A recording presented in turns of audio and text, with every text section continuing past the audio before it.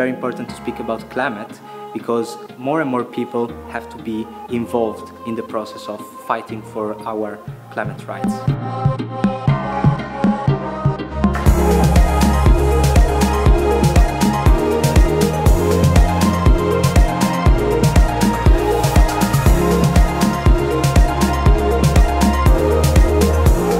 Es zeigt ja einfach auch schon in der Vergangenheit, dass jeder Einzelne, der sich engagiert, wirklich einen Unterschied machen kann. Und ich finde es wichtig, dass sich Jugendliche auch in Europa vernetzen und austauschen und auch gegenseitig Hoffnung machen und inspirieren. Ja, gerade junge Menschen sind natürlich besonders betroffen von den Folgen des Klimawandels und man sieht es ja auch mit Fridays for Future, wie erfolgreich das sein kann.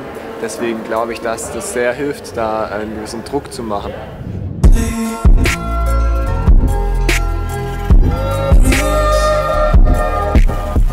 Die Stimmung online ist immer ein bisschen schwierig mitzukriegen, aber daran, wie die Leute mitgemacht haben, gerade bei unseren Umfragen, die ich auch betreut habe, hat man, glaube ich, schon gesehen, dass die Leute durchaus motiviert waren, mitzumachen und sich für das Thema interessiert haben.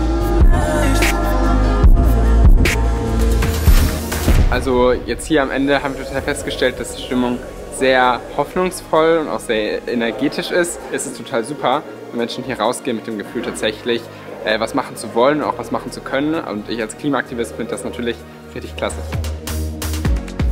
Ich glaube, es ist total wichtig, dass man unter den Menschen, die wirklich was bewirken wollen, dass man sich kennt und dass man sich vernetzt. Das ist was total Wertvolles, dass man auch gemeinsam agieren kann.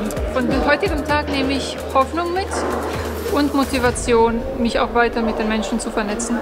In regards to really working together towards this climate change and reaching a better life for everybody.